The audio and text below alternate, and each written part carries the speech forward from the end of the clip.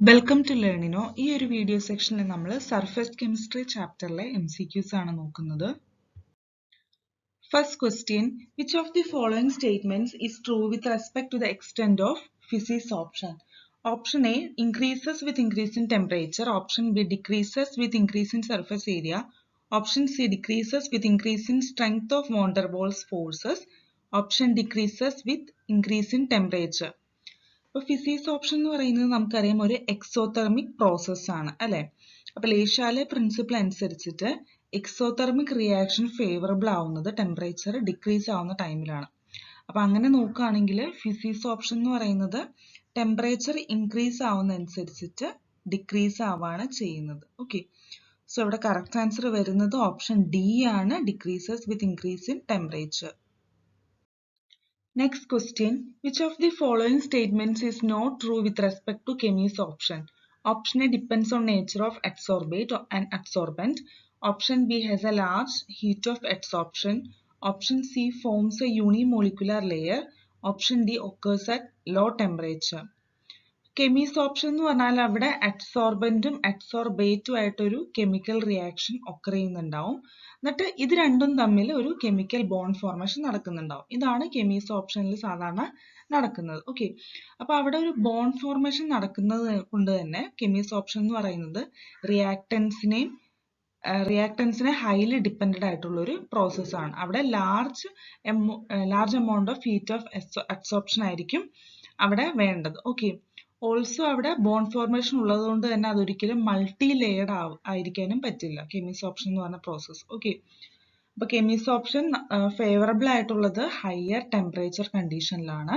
അപ്പൊ അങ്ങനെ നോക്കുകയാണെങ്കിൽ നമ്മുടെ ഓപ്ഷൻസ് നോക്കുകയാണെങ്കിൽ ഫസ്റ്റ് ഓപ്ഷൻ കറക്റ്റ് ആണ്, സെക്കൻഡ് ഓപ്ഷനും കറക്റ്റ് ആണ്, തേർഡ് കറക്റ്റ് ആണ്, ഫോർത്ത് ഓപ്ഷൻ ആണ് തെറ്റായിട്ടുള്ള സ്റ്റേറ്റ്മെന്റ് പറയുന്നത്. അതായത് ഇവിടെ സ്റ്റേറ്റ്മെന്റ് പറയുന്നത് ഒക്കേഴ്സ് അറ്റ് ലോ ടെമ്പറേച്ചർ എന്നാണ്. ആക്ച്വലി കെമിസ്റ്റ് ഓപ്ഷൻ ഫേവറബിൾ ആയിട്ടുള്ളത് ഹൈ ടെമ്പറേച്ചറിലാണ്.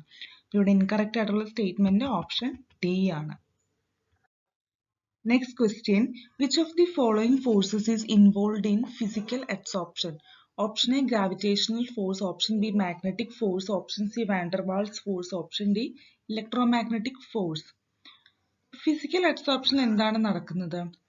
അഡ്സോർബേറ്റ് മോളിക്യൂൾസ് അഡ്സോർബന്റ് സർഫസിലേക്ക് സ്റ്റിക്ക് ഓൺ ചെയ്യാണ് ചെയ്യുന്നത്. ഓക്കെ, അവിടെ വീക്ക് ആയിട്ടുള്ള ഫോഴ്സ് ആയിരിക്കും ഈ ഒരു അഡ്സോർപ്ഷൻ നടത്തുന്നത്.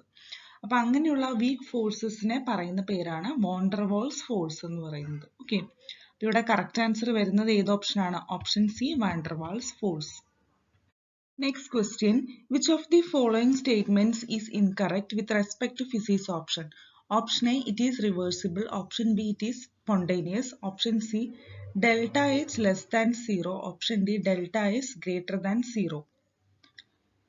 ഫിസിക്സ് ഓപ്ഷൻ എന്ന് പറയുന്ന ഒരു റിവേഴ്സിബിൾ ആയിട്ടുള്ള ഒരു പ്രോസസ് ആണ്. എന്തുകൊണ്ടാന്ന് പറഞ്ഞാൽ അഡ്സോർബേറ്റ് മോളിക്യൂൾസ് അഡ്സോർബന്റിലേക്ക് സ്റ്റിക്ക് ഓൺ ചെയ്യാണ് ചെയ്യുന്നത് അല്ലെ.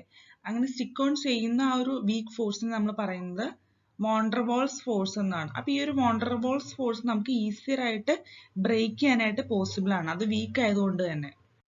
ഇനി ഫിസിക്സ് ഓപ്ഷൻ എന്ന് പറയുന്ന ഒരു എക്സോതെർമിക് പ്രോസസ് അല്ലെങ്കിൽ റിയാക്ഷൻ ആണ്. അവിടെ ഡെൽറ്റ എച്ച് എന്ന് പറയുന്നത് എന്താണ്? നെഗറ്റീവ് വാല്യൂ ആണ് വരുന്നത്. ഓക്കെ, ഇനി അഡ്സോർപ്ഷൻ എന്താണ്? ഒരു സ്പോണ്ടേനിയസ് ആയിട്ടുള്ള ഒരു പ്രോസസ് ആണ് അല്ലെ. അപ്പം അവിടെ അഡ്സോർബ്ഡ് മോളിക്യൂൾസിന്റെ മൂവ്മെന്റ് റെസ്ട്രിക്റ്റഡ് ആണ്. ആൻഡ് ആസ് എ റിസൾട്ട് അവിടെ ഡെൽറ്റ എസ് അല്ലെങ്കിൽ എൻട്രോപ്പി ചേഞ്ച് എന്ന് പറയുന്നത് നെഗറ്റീവ് ആണ് വരുന്നത്. നമുക്ക് തന്നിരിക്കുന്ന ഓപ്ഷൻസ് നോക്കുകയാണെങ്കിൽ option A, B, C correct ആണ്. തെറ്റായിട്ടുള്ളത് ഇവിടെ കൊടുത്തിട്ടുള്ളത് ഡെൽറ്റ എസ് ഗ്രേറ്റർ ദാൻ 0 എന്നാണ് ഓപ്ഷനിൽ. ആക്ച്വലി ഡെൽറ്റ എസ് വാല്യൂ എന്ന് പറയുന്നത് ഓൾവേസ് നെഗറ്റീവ് ആയിരിക്കും. അപ്പൊ ഇവിടെ ഇൻകറക്റ്റ് ആയിട്ടുള്ള സ്റ്റേറ്റ്മെന്റ് ഓപ്ഷൻ ഡി ആണ്. Next question, which of the following is an example of sorption? Option A, sponge in water. Option B, cotton dipped in ink. Option C, water on silica gel. Option D, oxygen on metal surface. അപ്പൊ adsorption and absorption process നമ്മൾ പഠിച്ചിരുന്നു അല്ലെ. ഈ രണ്ട് പ്രോസസ്സും at the same time occur ചെയ്യുകയാണെങ്കിൽ ആ ഒരു കംപ്ലീറ്റ് പ്രോസസ്സിനെ നമുക്ക് സോർപ്ഷൻ എന്ന് റെഫർ ചെയ്യാം.